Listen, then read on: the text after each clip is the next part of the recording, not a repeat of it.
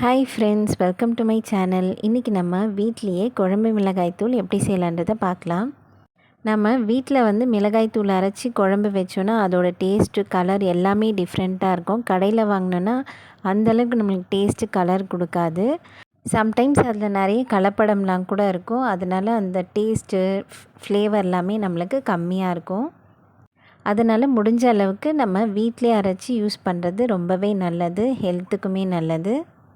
நாம் இந்த மாதிரி திங்ஸ் வாங்கி ரெடி பண்ணி அரைக்கும் போதே நல்லா பெஸ்ட்டு குவாலிட்டியாக தான் நம்ம எடுத்து பண்ணுவோம். அந்த மாதிரி கடையில் விற்கிற மிளகாய்த்தூளில் அந்த மாதிரி பெஸ்ட்டு குவாலிட்டி இருக்குமான்னு தெரியாது. நம்ம வீட்டில் எல்லாருமே ஹெல்த்தியாக இருக்கணும்னா சில விஷயம்ல நம்ம பார்த்து பார்த்து செய்கிறது ரொம்பவே நல்லது. இப்போது நம்ம மிளகாய்க்கு தேவையான இந்த பொருட்கள்லாம் லைட்டாக அடுப்பில் வச்சு ரோஸ்ட் பண்ணி எடுத்துக்கலாம். இல்லை நம்ம வெயிலில் கூட காய வைக்கலாம். ஆனால் லைட்டாக ரோஸ்ட் பண்ணி எடுத்தோன்னா நம்ம மிளகாய் தூளோட வாசனை ரொம்பவே நல்லாயிருக்கும். நான் இப்போது 3 கிலோ மிளகாய், 3 கிலோ தனியா எடுத்திருக்கேன். அதுக்கு இந்த எக்ஸ்ட்ரா ஐட்டம்ஸ்லாம் 100 கிராம் எடுத்திருக்கேன். சுக்கு, மஞ்சள் இது ரெண்டும் மட்டும் 1/4 கிலோ எடுத்திருக்கேன். 2 கட்டி பெருங்காயம், இதுதான் இதோட அளவு. சிலர் பருப்பு, பச்சரிசி அதெல்லாமும் சேர்ப்பாங்க. ரொம்ப நாளைக்கு அரைக்கிறதுனால நான் அதெல்லாம் அவாய்ட் பண்ணிவிட்டு வெறும் ஸ்பைசஸ் மட்டும் போட்டு அரைச்சிருக்கேன். ஃபஸ்ட்டு கடுகு, வெந்தயம், சீரகம், மிளகு இதெல்லாம் போட்டு நல்லா லோ ஃப்ளேமில் வச்சு நம்ம கை சூடு பொறுக்கிற அளவுக்கு ரோஸ்ட் பண்ணி எடுத்துக்கணும். ரொம்ப கலர் சேஞ்சும் ஆகக்கூடாது. அது லைட்டாக வாசனை வரும்போதேவே நம்ம ஆஃப் பண்ணிடணும். நல்லா ரோஸ்ட் பண்ணிவிட்டு இந்த மாதிரி கையில் எடுத்து பார்க்கும்போதே நம்மளுக்கு நல்லா சூடு தெரியும். அந்த அளவுக்கு சூடானால் போதும். ரொம்ப கலர் சேஞ்ச் ஆகவும் வேணாம், பொரியவும் வேண்டாம். இப்போ கடுகு, வெந்தயம் இதோட அரோமாலாம் வர மாதிரி அந்த வாசனை இருந்தால் அந்த அளவுக்கு போதும். அதுக்கு மேலே வறுத்துறாதீங்க. டேஸ்ட் நம்மளுக்கு டோட்டலாக சேஞ்ச் ஆகிடும். இல்லை இந்த பதம் தெரியல, கொஞ்சம் பயமாக இருக்குதுன்னு நினைக்கிறவங்க வெயிலில் தாராளமாக ஒரு 2 ஹவர்ஸ் கிட்ட நல்லா காய விட்டுருங்க. காய விட்டுட்டு அப்படியே அரைச்சிக்கலாம். இந்த மாதிரி ஒன்றும் நம்ம ரோஸ்ட் பண்ணிவிட்டு ஒரு பிளேட்டில் கொட்டி நல்லா ஆற வச்சிடலாம். இது எல்லாமே நான் 100 கிராம் தான் எடுத்திருக்கேன். அடுத்தது சோம்பும் சேர்த்துக்கலாம். அதையும் சேர்த்து நல்லா வாசனை வர வரைக்கும் லோ ஃப்ளேமில் வச்சு லைட்டாக ஹீட் பண்ணிக்கோங்க. சோம்போட வாசனையும் நல்லா வந்ததுக்கப்புறம் மாற்றிக்கலாம். அடுத்தது 50 கிராம் கசகசா எடுத்து அதையும் நல்லா வாசனை வர வரைக்கும் லைட்டாக ஹீட் பண்ணிக்கலாம். கசகசாலாம் உடம்புக்கு ரொம்பவே குளிர்ச்சி தரும். அதனால் நம்ம டெய்லியெல்லாம் எடுத்துக்க முடியாது. இந்த மாதிரி மிளகாய் தூளில் போட்டு நம்ம சேர்த்துக்கலாம். இந்த மிளகாய் தூள் பார்த்திங்கன்னா நீங்கள் நான்வெஜ்ஜுக்கும் யூஸ் பண்ணிக்கலாம், வெஜ்ஜுக்குமே யூஸ் பண்ணிக்கலாம். எல்லாத்துக்குமே ரொம்பவே சூப்பராக இருக்கும். மீன் குழம்பு வைக்கிறதுக்காக இருக்கட்டும், சாம்பாருக்குமே நல்லாயிருக்கும். இந்த ஒரு ஸ்பைசஸும் நம்ம கூட சேர்க்குறது ஒரு ஹெல்த் பெனிஃபிட்ஸ் இருக்குது. அதனால் தாராளமாக எல்லாமே சேர்க்கலாம். இப்போது கசகசாவும் நல்லா சூடாகிடுச்சு. அதையும் இப்போ நம்ம மாற்றிக்கலாம். அடுத்தது பார்த்திங்கன்னா ஒரு மெயினான இன்க்ரீடியண்ட் இது எல்ஜி பெருங்காயம், கட்டி பெருங்காயம் இருக்குல்ல, அது மிளகாய் தூள் அரைக்கும் போதே கண்டிப்பாக சேர்க்க வேண்டிய பொருள் இதுவும் ஒன்று. கேஸ் ட்ரபிள் இருக்குது. சில காயெலாம் சாப்பிடும்போது எனக்கு கை கால் வலி, கை குத்துது. இப்போ வாழைக்காய், உருளைக்கிழங்கெல்லாம் சாப்பிடும்போது சிலருக்கு இந்த ப்ராப்ளம்லாம் இருக்கவங்க இதை கண்டிப்பாக சேர்த்துக்கணும். மிளகாய் தூள் அரைக்கும் போதே குழம்பு செய்யும் போதவே நம்ம பெருங்காயம் சேர்ப்போம். அது மட்டும் இல்லாமல் இந்த மாதிரி மிளகாய் தூள் அரைக்கும் போதும் சேர்க்குறது ரொம்பவே நல்லது. இந்த வாயு பிரச்சனைலாம் இல்லாமல் இருக்கும்.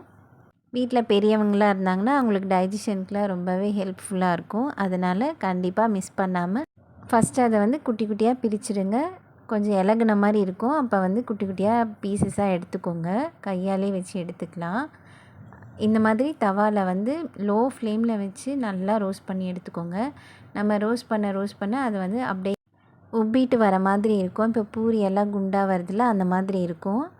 அப்போ தான் நம்ம நல்லா ரோஸ்ட் ஆனால் தான் மிளகாய் தூள் அரைக்கும் போது அதோடு நல்லா பிளெண்ட் ஆகும். இல்லைன்னா அங்கங்கே கட்டி கட்டியாக நின்றுடும். இப்போது இன்னொரு கட்டி பெருங்காயமும் அதை மாதிரி குட்டி குட்டியாக எடுத்து வச்சு அதையும் நல்லா ரோஸ்ட் பண்ணிக்கிறேன். நம்ம இந்த மாதிரி ரோஸ்ட் பண்ணும்போதே மிஷினில் கொடுத்து அரைக்கும் போதே அந்த பெருங்காயம்லாம் ஒட்டாமல் எல்லா மிளகாயிலும் நல்லா மிக்ஸ் ஆகிற மாதிரி இருக்கும். அடுத்தது சுக்கு. இதுவுமே ரொம்ப முக்கியமானது. நம்ம டெய்லியுமே எடுத்துக்க வேண்டியது. உடம்புக்கு ரொம்பவே நல்லது. வாயு பிரச்சனையிலேருந்து எல்லாத்துக்குமே நல்லது. டைஜஷனுக்குமே ரொம்பவே ஹெல்ப்ஃபுல்லாக இருக்கும். அதனால் இதையும் மிஸ் பண்ணாமல் சேர்த்துருங்க. 1/4 கிலோ சுக்கு எடுத்துக்கலாம். நான் கொஞ்சம் வறுத்துருக்கேன். இப்படியும் சூடு பண்ணி நம்ம போட்டுக்கலாம். இல்லைன்னா வெயிலையும் காய வச்சு சேர்த்துக்கலாம். அதுவும் நல்லா அரோமா வர வரைக்கும் ரோஸ்ட் பண்ணிக்கோங்க. ரோஸ்ட் பண்ணி இது மாதிரி தனியாக எடுத்து வச்சுருங்க. அதுக்கப்புறம் கருவேப்பிலை இது நல்லா வாஷ் பண்ணி நல்லா ட்ரை பண்ணிவிட்டு இந்த மாதிரி ட்ரையான ஒரு பேனில் நல்லா மீடியம் ஃப்ளேமில் வச்சு எந்த அளவுக்கு நம்மளால் ரோஸ்ட் பண்ண முடியுமோ பண்ணிக்கலாம். அந்த பச்சை கொஞ்சம் கூட இருக்கக்கூடாது. அப்போ தான் நம்மளுக்கு மிளகாய்த்தூள் நல்லா ரொம்ப நாளைக்கு எதுவுமே ஆகாமல் இருக்கும். அந்த ஈரப்பதம் போகிற வரைக்குமே நம்ம நல்லா இந்த மாதிரி ரோஸ்ட் பண்ணி எடுத்துக்கலாம். இதில் கொஞ்சம் ரோஸ்ட் பண்ண முடியலன்னு வேறு ஒரு பேனில் எடுத்து நல்லா ரோஸ்ட் பண்ணி எடுத்துக்கிட்டேன். அடுத்தது இதெல்லாம் வறுத்து வச்சுட்டு மாடியில் போயிட்டு மிளகாய் தனியாலாம் காய வைக்கிறதுக்காக மேலே போயிட்டு மிளகாய் தனியாவும் காய வச்சிட்டோம். 3 கிலோ தனியா, 3 கிலோ மிளகாய். இதில் 2 கிலோ குண்டு மிளகாயும் 1 கிலோ நீட்டு மிளகாயும் எடுத்து தனியாக அந்த மாதிரி அரைச்சிருக்கேன். நீங்கள் வேணும்னா நீட்டு மிளகாயும் சேர்த்துக்கலாம், இல்லை குண்டு மிளகாயும் சேர்த்துக்கலாம். குண்டு மிளகாய் நல்லா ஆண்டு வரும்னு சொல்லுவாங்க. அதனால் அது சேர்த்துட்டு காரத்துக்காக கொஞ்சம் நீட்டு மிளகாயும் வாங்கி அதையும் சேர்த்தாச்சு. 1/4 கிலோ சுக்கில் கொஞ்சம் ரோஸ்ட் பண்ணது கீழே இருக்குது, மீதி மேலே கொஞ்சம் போட்டாச்சு. அதே மாதிரி 1/4 கிலோ மஞ்சள் கிழங்கு அதையும் காய வச்சாச்சு. இதை நல்லா ஒரு 2 ஹவர்ஸ் கிட்ட நல்லா வெயிலில் விட்டுட்டு அதுக்கப்புறம் இந்த மாதிரி ஒரு பேக்கில் ட்ரான்ஸ்ஃபர் பண்ணிவிட்டு நம்ம அரைக்கிறதுக்கு ரெடி பண்ணிடலாம். இது கூடவே நம்ம ரோஸ்ட் பண்ணி வச்சுருக்க ஸ்பைசஸ் எல்லாமும் சேர்த்துக்கலாம். கருவேப்பிலை சேர்த்துக்கலாம். இந்த அளவுக்கு நம்மளுக்கு கலர் சேஞ்ச் ஆகிருக்கணும். நம்ம நசுக்குனா கையில் தூள் தூளாகிற மாதிரி இருக்கணும். அடுத்தது ரோஸ்ட் பண்ண ஸ்பைசஸ் எல்லாத்தையும் சேர்த்துக்கலாம். அவ்வளோதான். இதோடு நம்ம மிஷினில் கொடுத்து அரைக்கிறதுக்கு ரெடி பண்ணிடலாம். அவ்வளோதான், ரொம்பவே சிம்பிள். இதில் கொஞ்சம் மிளகாய் தனியா காய வைக்க தான் நம்மளுக்கு டைம் எடுக்கும். மற்றபடி எல்லாமே ஈஸியாக முடிச்சிடலாம். இப்போது மிஷின்லேயும் கொடுத்து அரைச்சாச்சு. அங்கேயே நல்லா ஆற விட்டுட்டு கட்டி இல்லாமல் நம்ம நல்லா சூடெல்லாம் குறைஞ்ச உடனே இந்த மாதிரி ஒரு பாத்திரத்தில் ட்ரான்ஸ்ஃபர் பண்ணி வீட்டுக்கு எடுத்துகிட்டு வந்துடலாம். இந்த மாதிரி நீங்கள் மொத்தமாக பண்ணி வச்சுக்கிட்டிங்கன்னா நம்மளுக்கு ரொம்ப நாளைக்கு வரும், ரொம்ப மாதத்துக்கே வரும். அதே மாதிரி நம்ம பார்த்து பார்த்து பண்ணுறதுனால ரொம்ப ஹெல்த்தியாகவும் ஹைஜீனிக்காகவும் இருக்கும். எந்த குழம்பு வச்சாலுமே பொரியலுக்கு, கூட்டுக்கு எல்லாத்துக்குமே ரொம்ப சூப்பராக இருக்கும். கண்டிப்பாக ட்ரை பண்ணி பாருங்கள். அப்படியே சப்ஸ்கிரைப் பண்ணிவிட்டு ஷேரும் பண்ணிவிடுங்க. தேங்க்ஸ் ஃபார் வாட்சிங்.